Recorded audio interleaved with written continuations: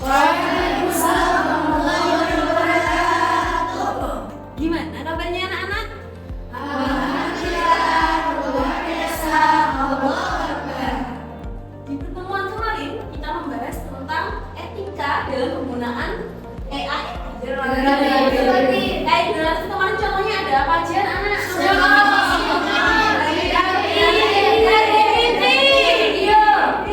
Yang paling kalian suka apa? Sunon. Kemarin siapa yang membuat lagunya paling lucu ya? Kawaii ya. Hari ini kita akan membahas materi tentang analisis resiko dari deepfake. Ngomong-ngomong tentang deepfake anak-anak, sebenarnya deepfake itu apa sih? Kalau menurut pandangan kalian, deepfake, fake itu berarti apa? Palsu. Berarti sesuatu konten yang palsu. Iya. Atau ada yang mengenali potensi ancaman, dampak yang ditimbulkan dan solusi untuk mengurangi dampak tersebut. Lalu komponen utama analisis resiko yang pertama adalah identifikasi resiko. Jadi apa sih ancamannya? Lalu yang kedua adalah dampak resikonya. Apa yang terjadi kalau ancaman itu muncul? Yang ketiga mitigasi. Mitigasi itu apa sih anak-anak? Apa? Cara mencegah. Iya. Pencegahan kalau dampak itu muncul. Jadi kita harus tahu mitigasi resikonya. Next. AI itu tidak bisa adil. Jadi karena datanya tidak seimbang. Contohnya sistem rekrutmen lebih memilih pria daripada wanita. Yang kedua privasi dan keamanan data. Data pribadi bisa disalahgunakan. Contohnya AI merekam wajah orang tanpa izin. Yang ketiga ketergantungan berlebihan. Kayak kemarin yang lagi viral itu apa anak-anak? Kalau kalian pulang kemarin lagi viral Wali. Itu kan adalah contoh kreator dari AI itu. Tapi kalau disalahgunakan atau konteksnya jadi apa ya, diceritakan berpacaran, kalau dilihat anak-anak kan tidak pantas ya. Itu bisa jadi media hiburan kalau hanya dijadikan apa ya anak-anak, hiburan aja. Tapi kalau itu dibuat konsep, divideokan sampai melahirkan kayak gitu terus dikasih tahu ke anak-anak, sekiranya tidak pantas. Lanjut, ada kehilangan pekerjaan. Karena AI ini banyak pekerjaan yang hilang anak-anak. Contohnya kemarin ada apa? Suno ya. Iya. Nah, kan bisa mengancam Produser. aransemen lagu, bisa mengancam seperti itu. Iya. Iya, yang apa taksi itu ya? Iya. Berarti kalau taksi nggak ada supirnya bisa merenggut pekerjaan apa? Sopir. Terus ada drone yang mengantarkan makanan. Iya. Menggantikan apa?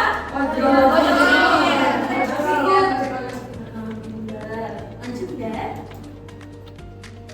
Deepfake. Nah, deepfake itu konten digital palsu yang bisa berupa video, gambar, suara. Kalau suara biasanya kita merekam suara. Sekarang tuh ada yang namanya situs untuk merubah suara menjadi suaranya artis atau suara tahu.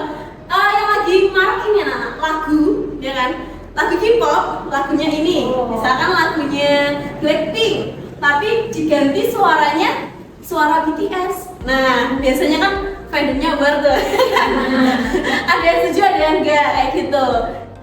Ciri utama deepfake kalau gambar atau video, wajah, suara atau gerakan seseorang bisa dimanipulasi hingga terlihat sangat mirip, tapi tetap bisa dianalisis anak-anak kalau dengan penglihatan. Biasanya matanya terlihat kosong, terus gerakan bibirnya terlihat kaku, suaranya terlihat tidak natural. Lanjut, ini jenis konten deepfake. Nanti buat Zona mau kalian mencoba yang gambar. Yang gambar bisa kita coba pakai aplikasi Remaker atau Artbreeder. Yang suara, untuk merubah suara bisa Eleven Labs, Descript atau namanya Voice Mode. Kalau yang video, ini bisa pakai Zao App atau Avatarity. Nah, contohnya yang di next. Ini Bonzana pakai contohnya fotonya Bavi ya. Ini Mbak.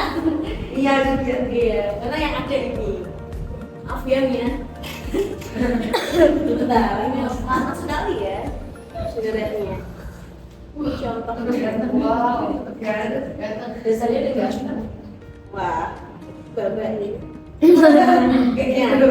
Nah, jadinya seperti ini anak. Kayak siapa ya? Kayak atas siapa ya? Anak-anak sekarang Bonzana ingin kalian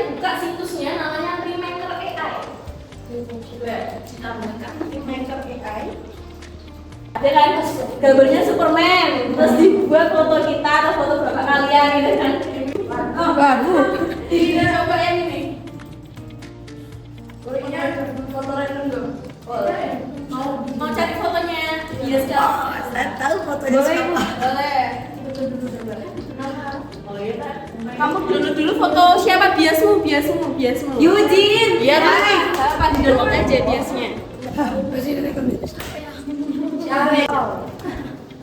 Sudah download foto biasnya belum? Oke. Foto sendiri. Boleh. Ada yang bisa kata jadi catetin. Fotonya di download. Oh. Nah, coba di generate. Ini. Sudah Ibu? Sudah, jadi bentar. Ini nggak sih ada yang edit?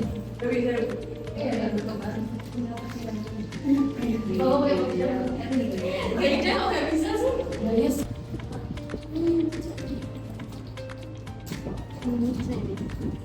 Mana? Mau pilih yang mana? Iya. Oh, ini. Saya kira sudah dari tadi. Ada yang bisa. Kita kok. Ini pakai ini. Aku nggak berani. Kalau tadi kita bikin gambarnya, jadi foto orang, kalian taruh di sana bisa jadi foto studio, bisa jadi Superman, bisa jadi Selena Gomez tadi ya kan, bisa jadi apa lagi ya yang di belakang, backgroundnya bisa ganti. Nah sekarang setelah itu gambarnya kan sudah kalian download, sudah di-download belum? Sudah kalian download terus diganti ke fitur video. Jadi nanti seperti ini, coba diperhatikan sebentar. Nah, jadi gambarnya bisa bergerak. Nah, lofi-nya bisa bergerak ini. Nanti ya lagi ya. Nah, padahal ini tadi kan foto. Terus jadi gini. Coba ya. Gambar lofi kalau gede. Bisa.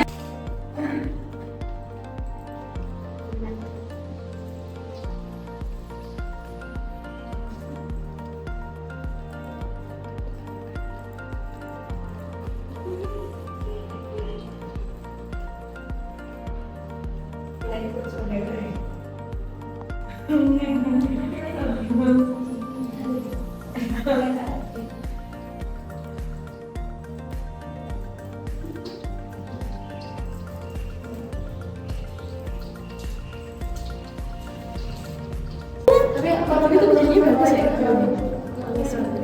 Coba ini sudah di-download belum? Download aja. Terus kamu ke video ya ini. Upload-nya iya. Ini ada satu. Masih satu itu. Iya tapi ini harus 80. Apapun, boleh gambar defect, boleh gambar asli, di-download. Setelah itu kalian analisis ke aplikasi Have Moderation. Nama aplikasinya Have Moderation. Download gambar, gambar kalian tadi, yang cowboy itu boleh coba. Nah, Have Moderation. Ini, pakai gambar yang download. Mana lagi? Wajah ini kau Sebentar. Nah, ini akan muncul resultnya. Dia kira-kira AI atau bukan? Lama sekali ya analisisnya. Sebentar. 99,9% gambarnya Mika yang pakai cowboy ini adalah AI. Ada lagi? Gimana? Di sini. Picture. Yang tadi. Ya. Ini AI atau bukan? 0%. Nah, bisa mendeteksi anak-anak. Kalau gambarnya Mei ini asli fotonya sendiri bukan AI. Lanjut. Siapa kita main? Ini ya.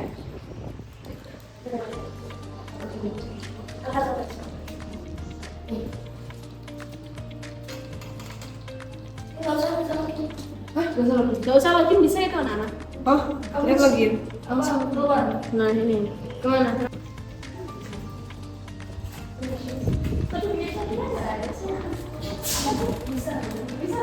Bisa. Namanya apa? Nah, ini gambarnya siapa? Nih Umi Laila. Gambarnya 100%, 0% bukan AI. Ini gambarnya sama gitu, Pak. Bisa. Tidak berikan Pak, sudah? Minta tolong salah satu menyalakan audionya yang keras. Ini adalah salah satu contoh konten defect. Yang keras gak apa-apa saat ini. Terus. Satu aja saat dia. Physics of how it's built. This is deepfake example of what is possible with powerful computer and editing. It took around 72 hours to create this example from scratch using extremely powerful GPU. It could improve with more computing time, but 90% people cannot tell the difference. Nah, menurut kalian anak-anak, sebenarnya ngomongnya tidak seperti itu. Tapi sudah marak di sosial media itu, dia katanya bicara dulu itu adalah beban negara. Padahal yang asli videonya tidak seperti itu. Akhirnya karena banyak kontroversial, Sri Mulyani sekarang sudah tidak menjadi Menteri Keuangan anak-anak. Diganti. Iya. Kalau mungkin dia mau ngomong apa, terus dijadikan defect, ternyata dia difitnah gitu, ngomongnya jadi lain. Wah. Nah ini bisa beda. Seperti yang kasus selanjutnya next. Nah next, Sri Mulyani, Ibu Sri Mulyani ini sebenarnya ngomong apa sih Sandi? Coba disampaikan. Sampai dengan tunjangan kinerja tadi.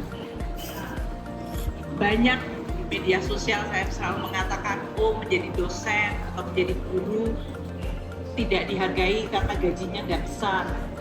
Guru itu beban negara. Nah itu adalah deep. Banyak di media sosial saya selalu Deep mengatakan. apa Nana? Deepfake. Si video defect atau bukan? Seperti ini anak-anak. Nah, kalau fake nanti bisa dideteksi. Kebanyakan memang untuk propaganda kayak gitu anak-anak. Jadi videonya Donald Trump diedit, dia seolah-olah bicara tentang apa. Jadi jangan sampai kalian itu sebagai masyarakat digital nanti kalau pulang jangan ditelan mentah-mentah ada video apa. Dilihat dulu, dianalisis kan kalian tahu ya. Ini videonya asli atau enggak? Kalau kata yang di TikTok, real atau fake? Next, resiko defect. Ayo, Cindy, resiko yang pertama resiko Sosial. apa contohnya? Hoax, bullying, perusakan reputasi pribadi. Ayo Diana, resiko yang kedua. Propaganda, manipulasi pemilu, destabilisasi negara. Itu resiko yang politik. Coba yang ketiga, Arin, resiko Ekonomi, penipuan keuangan, kerugian perusahaan. Oke, resiko yang keempat coba Tiffany. Risiko keamanan sosial, instruksi palsu dari tokoh penting yang bisa memicu kepanikan. Nah, ini termasuk yang paling berbahaya ya. Yang kelima, resiko etika. Coba dibaca Saji. Anggaran privasi, belum ada regulasi yang kuat di banyak negara. Tuh. Jadi, kira-kira defect itu banyak untungnya atau banyak ruginya sih? Rugi kalau tidak digunakan dengan baik, disalahgunakan, dibuat penipuan. Kemarin Bu Zela sudah cerita yang video call-nya Raffi Ahmad. Sudah ya. Nah, itu kan juga berbahaya kalau ibunya itu percaya bisa-bisa beliau mengirimkan DP dulu. Padahal dia kok cari DP ya. Next, mitigasi risikonya. Mitigasi tadi apa namanya mitigasi? Solusi. Minimalis. Mitigasi itu solusi pencegahan resiko. Jadi di angan-angan kira-kira untuk mencegah adanya ancaman ini kita harus melakukan apa? Nah, teknologi deteksi seperti tadi namanya hive modernization. Terus literasi digital, kita harus sering baca-baca berita, baca-baca buku. Kalau ini AI, kalau ini palsu seperti itu. Lalu kebijakan dan regulasi, artinya aturan hukum yang melarang penyalahgunaan defect. Harusnya negara juga membuat aturan tentang seperti itu, jadi tidak disalahgunakan. Lalu yang keempat, ini yang kita pelajari kemarin yaitu etika penggunaannya. Jadi harus transparan dan bertanggung jawab. Tahu mana yang benar dan mana yang salah. Next, itu adalah mengenali ancaman dan solusi. AI bermanfaat besar, tapi ada risiko seperti bias, privasi, dan kehilangan pekerjaan. Contohnya kehilangan pekerjaan tadi apa, Nana? Oke, pintar. Lalu, defect adalah salah satu risiko paling berbahaya dari AI karena bisa memanipulasi opini publik. Lalu pencegahan dilakukan melalui deteksi teknologi, regulasi hukum, literasi digital, dan etika. Next, sekarang kalian mengerjakan LKPD seperti biasanya. Linknya ini di copy, dikerjakan di akun kalian masing-masing. Siap? Siap. Oke, tunggu ya Mbak Zana. Jangan sampai salah.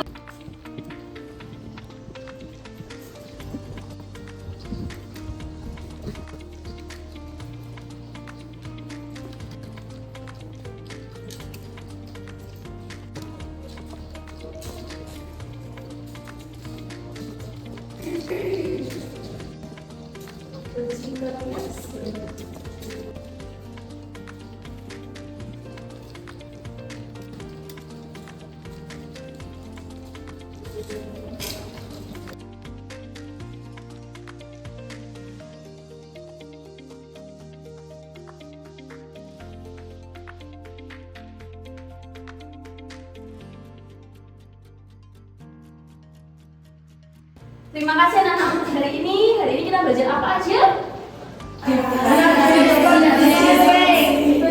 Tadi kita pakai remaster AI. Bisa ngubah foto, bisa bikin video bergerak-gerak meskipun itu fotonya sebenarnya bukan itu, ya kan? Lalu yang harus kita untuk defect itu harus apa anak-anak? Bijak menggunakannya. Jangan sampai disalahgunakan. Oke, terima kasih untuk hari ini. Assalamualaikum warahmatullahi wabarakatuh. Waalaikumsalam.